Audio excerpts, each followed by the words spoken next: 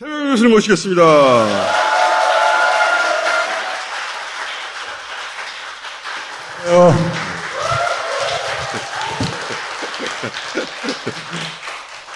자, 교수님 제가 방금 영어가 터져가지고 영어 방송인 줄 알았어. 간 크다, 빅 리버 이런 거. 근데 자, 꽉 차니까 보기가 너무 좋아요. 그 이전에 여기 꽉꽉 찼었는데. 그렇죠. 그때 막 넘쳤죠. 꽉꽉 차야 재밌거든요. 예. 그 앞에 그렇죠. 막 앉고 나가라 그러고 막. 그래야 신나지. 시간이 부족해서 커피 쉬는 시간에 마시면 반은 커피를 못 받아요. 그럼 우리 돈 굳고. 응? 자, 야, 파국과 전환의 갈림길. 야, 요즘 경제 상황이 굉장히 혼란스럽고 그리고 불안하죠. 예. 파국, 카타스트로피. 먼저 제가 상징적인 걸로 하나를 보여줄 때요. 이 푸틴이 독재가지만은 머리는 스마트한 것 같아요. 저도 영어를 좀 써야죠. 6월 18일자 CNN 기사 제목입니다. 푸틴이 서방을 맹비난하고 단극 세계 이렇게 돼 있는데 미국 주도의 세계 질서의 시대가 끝났음을 선언을 한 거예요. 푸틴은 지금 오히려 우크라이나 전쟁 치르고 나서 자신감이 뿜뿜이에요. 그러니까요. 그러니까 미국하고 유럽이 원하는 대로 안 되고 있거든. 예. 자신감 뿜뿜이야. 나토의 동방 전략, 러시아 압박 전략의 목적은 이제 그 푸틴을 길들이고 제압시키기 위한 건데 미국은 서유럽 진영들하고 무기도 공급해주고 군사적으로 개입을 했잖아요. 경제적인 제재를 했잖아요. 스위프트라고 해가지고 달러 결제망에서 배제하는 이런 조치도 하고 그랬잖아요. 미국의 가장 강한 힘은 뭐냐? 군사력하고 달러입니다. 이 두 개를 다 동원한 거예요. 다 동원했는데 결과적으로는 지금 제압을 못하고 있는 겁니다. 교황이 굉장히 의미심장한 얘기를 2주 전에 했어요. 서방이 이 전쟁을 일으켰거나 최소한 방치했다. 본인이 전쟁 전에 만났던 국가 지도자로부터 그런 얘기를 들었다는 거야. 교황이 푸틴 편들려고 그런 말을 한 게 아니잖아요. 그렇죠. 교황이 보기에는 서방이 사실은 푸틴을 전쟁을 일으키지 않을 수 없도록 도발한 거거든. 이래도 전쟁 안 일으켜요? 그래서 푸틴을 전쟁으로 끌어들인 다음에 제압하려고 한 거잖아요. 그러니까 푸틴이 얘기하는 게 이제 이거죠. 미국의 군사력하고 달러 힘을 다 동원하지 않느냐. 이건 제가 볼 때 정확하게 상황을 지금 읽었다고 지금 보는데요. 6월 16일 날 연준에서 소위 자이언트 스텝이라서 0.75%포인트 금리 인상한 거예요. 인상하고 나서 다음 날에 연준 의장인 파월이 연설을 했어요. 미국 달러의 국제적인 역할, 이게 주제입니다. 달러가 기축통화로서 역할을 하려면은 물가 안정을 달성을 해야 된다 이거예요. 미국의 물가가 계속 폭등하게 되면은 달러 가치가 떨어지는 것을 의미하기 때문에 그렇게 하기 위해서 미국의 물가 목표치가 2%란 말이에요. 2% 목표를 반드시 달성하겠다. 그런데 또 한 가지가 뭐냐면은 금융 안정도 굉장히 중요하다. 미국의 금융회사들이 지금 굉장히 손실을 많이 보고 있잖아요. 주가라든가 자산, 채권 가격이 막 폭락하고 그러면서요. 이 금융 안정과 그러니까 물가 안정은 달러라는 통화가 국제사회 속에서 신뢰를 얻기 위해서 반드시 필요로 한 두 가지 목표라 이거예요. 근데 문제는 뭐냐면은 물가 안정과 금융 안정은 동시에 두 개 잡을 수가 없는 상황이에요. 물가 안정하기 위해서는 금리를 빠르게 올려야 되는데 금리 올리니까 주가가 막 폭락하고 있잖아요. 그렇죠? 팬데믹이 있고 나서 돈들을 엄청나게 찍어내고 공급을 했는데 어느 정도 돈을 공급을 했냐면요. 전체 통화량이 19년하고 지난해 말 대비해가지고 6조 한 2천억 달러가 증가를 했어요. 이게 실물 경제에 기여를 한 거는 기껏해야 물가 상승분을 고려해도 한 2조 3천억 달러만 기여를 한 거예요. 네? 쓴 거는 6조인데 기여한 거는 2조밖에 없다. 예, 그럼 나머지 돈이 어디로 갔냐? 주식 시장이나 부동산 시장으로 갔죠. 요렇게 설명해 주니까 쏙쏙 들어오네. 그렇죠. 전 세계적으로 부동산이 폭등했지. 그렇죠. 우리나라 포함해서. 주식시장도 엄청 폭등했잖아요. 돈을 회수한다니까 이 부분이 타격받을 수밖에 없죠. 그동안에 엄청나게 올랐으니까 지난 2년 동안에. 그러니까 물가 안정하고 금융 안정을 동시에 잡을 수가 없는 거예요. 상황이 지금이요. 그다음에 이제 5월 10일자입니다. 5월 달에도 금리를 빅스텝으로 해가지고 0.5%포인트 올렸었어요.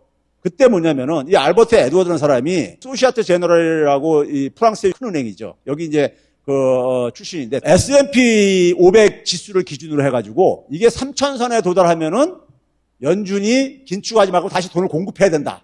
계속 금리 인상하다 보면은 주가가 계속 폭락해가지고 S&P 500이든 대하우지수든 나스닥이든 다 폭락을 할 텐데 마지노선 월가가 받아줄 수 있는 마지노선이 3,000 정도다 이거예요. 그러니까 금융권에서 예.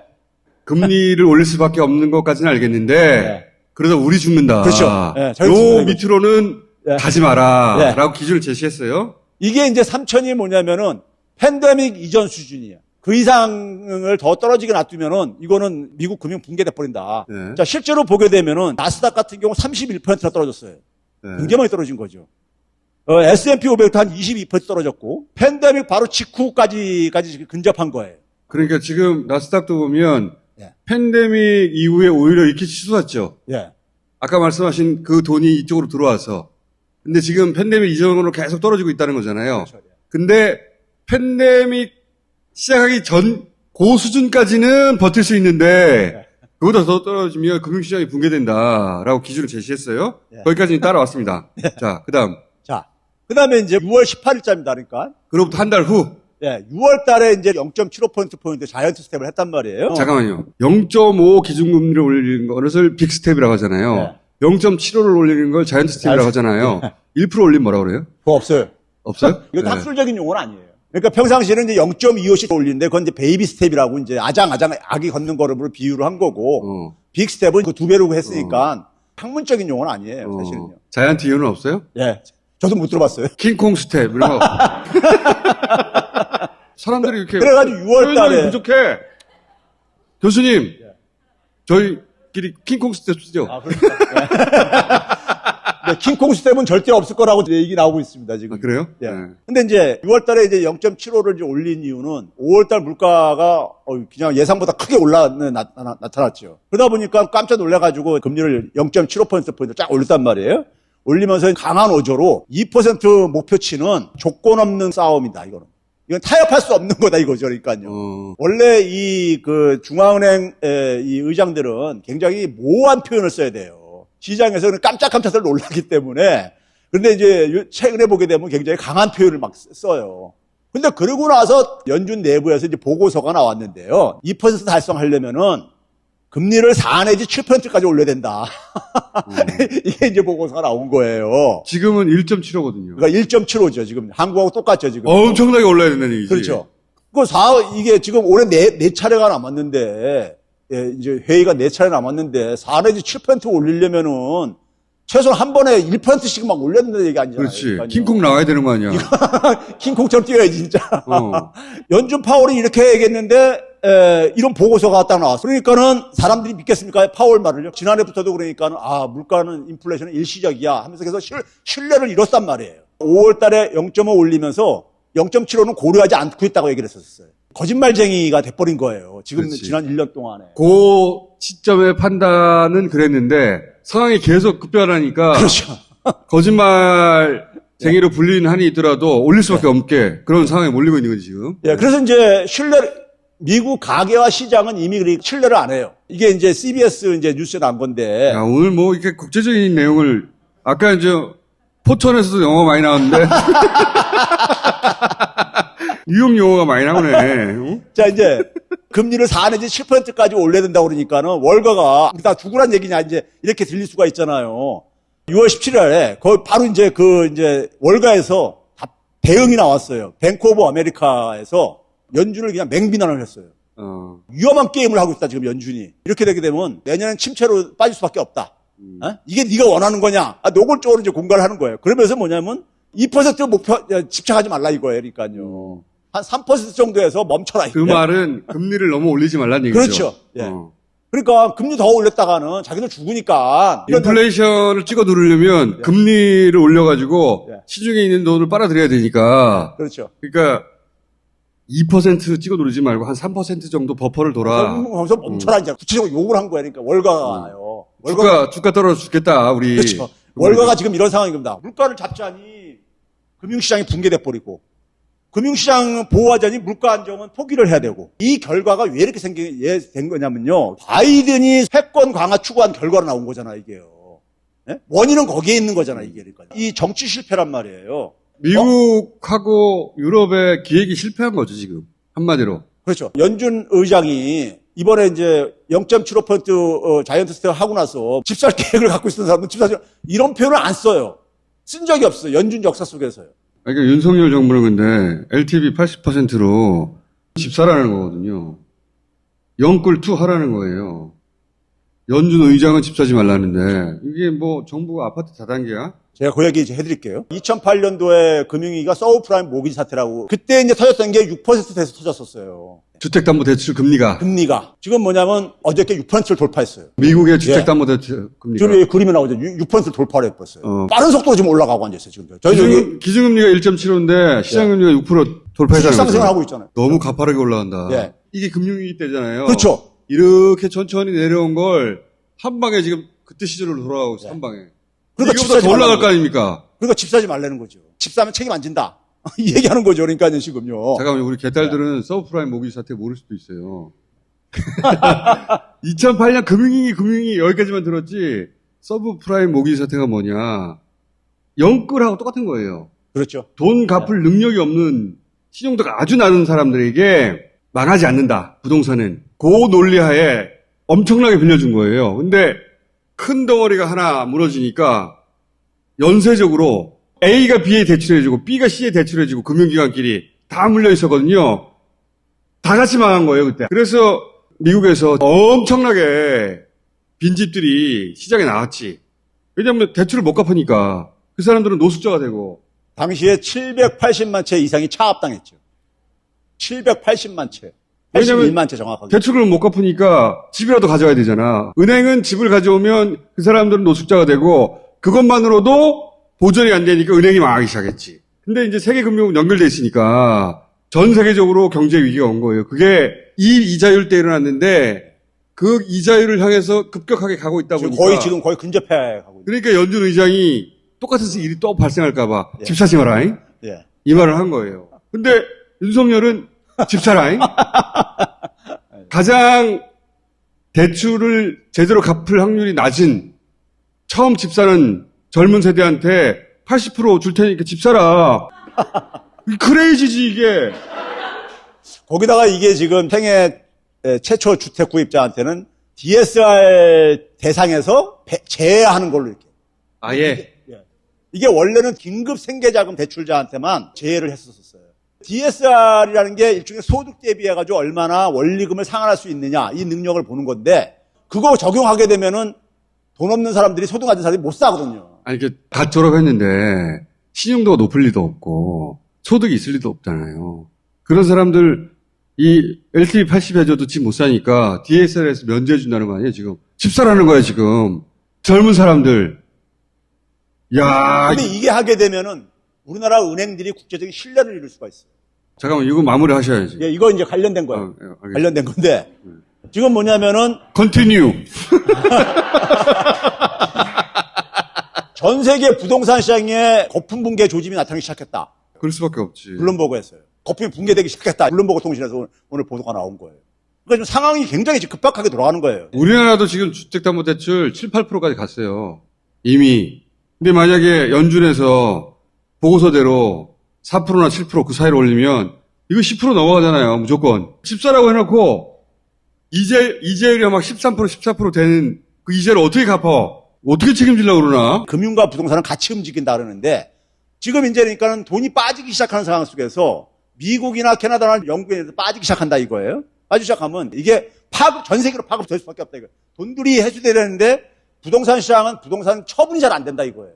그럼 부동산 시장은 붕괴는 더 이제 빠를 수밖에 없다는 경고가 나온 거예요. 그래서 대놓고 빚내서 집사라고 이런 사인을 주는 거잖아요. 생애 첫 집. 보통은 젊은 세대거나 그런 사람들한테 야 기준 안 따져.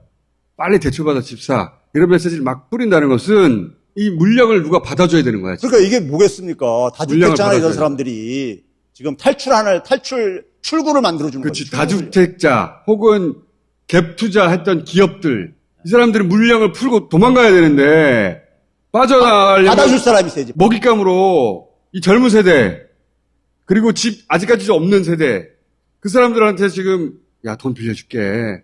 그 사람들이 나중에 대출 때문에 파산하는 건 신경 안 쓰는 거야. 빠져나가야 되니까. 그런 정책이야. 이 개놈의 새끼 정책이라고. 어? 야.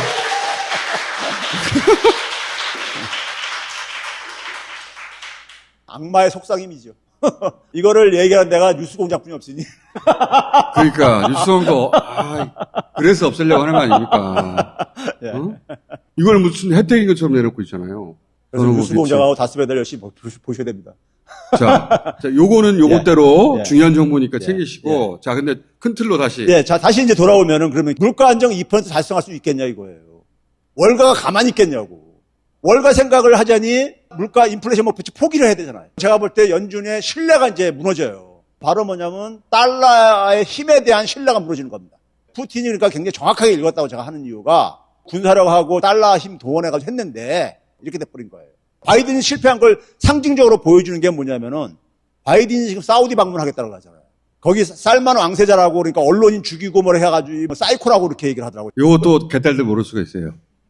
요 이제 살만 왕세자가 사우디에 뭐라 그럽니까? 어? 예. 후계자. 이 한국말이 생각이 안 나네. 영어로 하죠. 후계자인데 자기를 비판하는 언론인을 터키에 있는 사우디 대사관에 유인해가지고 죽여버렸어요.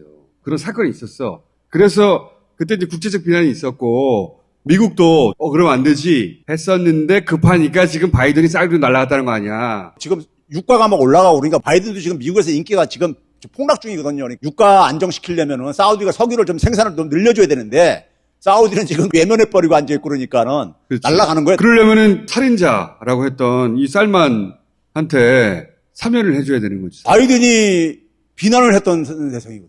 바이든이 추구하는 거는 민주주의 가치 동맹이라고 해가지고 얘는 민주주의가 아니라 이거죠. 그래서 그 비난을 했는데 지가 아쉬우니까 자기 스스로 정체성이 부정되는 거죠. 또 하나가 뭐가 있습니까요? 지금 상황 속에서는 중국 수입 상품이 그 가격이 올라갈 게 아닙니까? 물가가 오르잖아 그러면. 그러니까 물가를 내려야 되겠는데 내리려니까는 지금 중국 상품에 대한 관세 내리는 거를.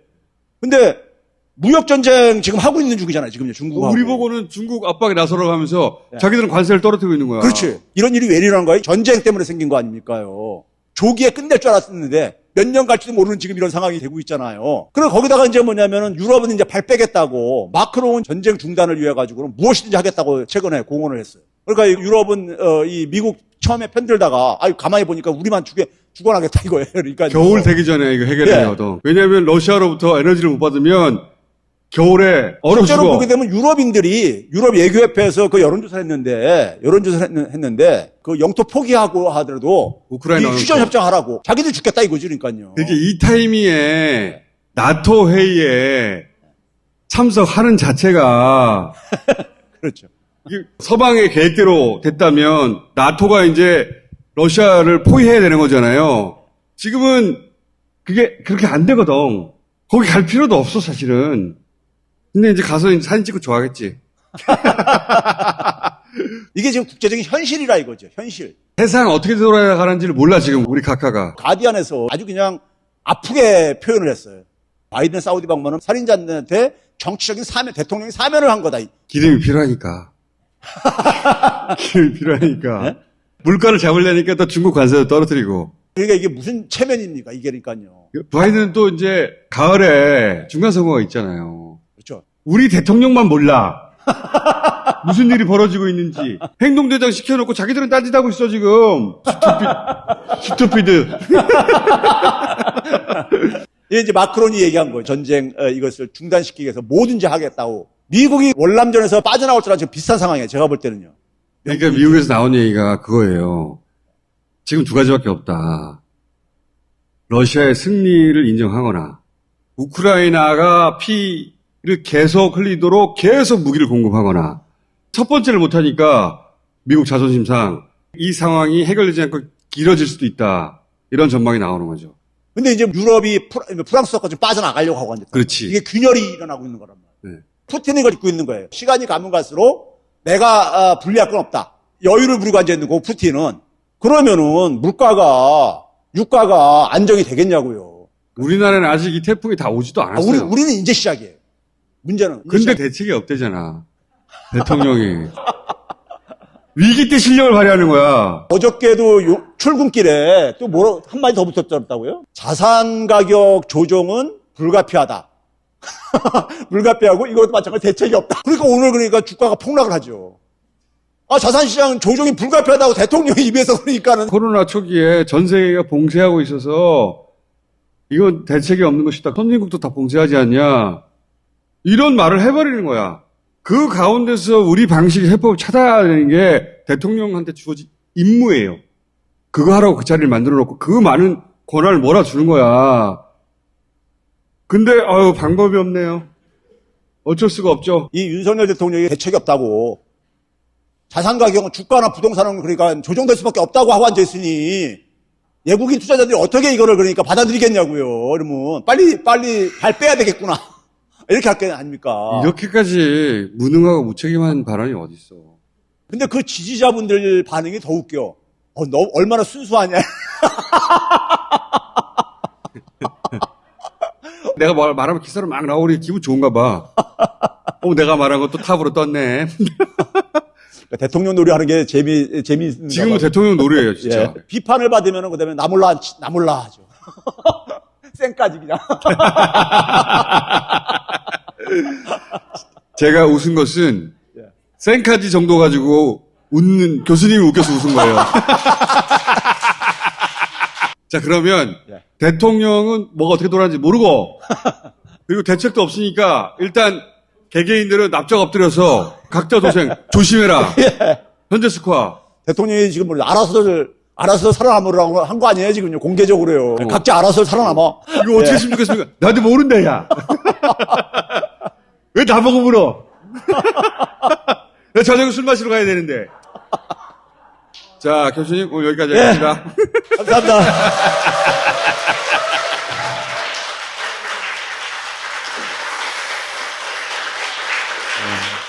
예상했던 것보다 더 데인저러스하고, 베리 앵거리, 앵셔스.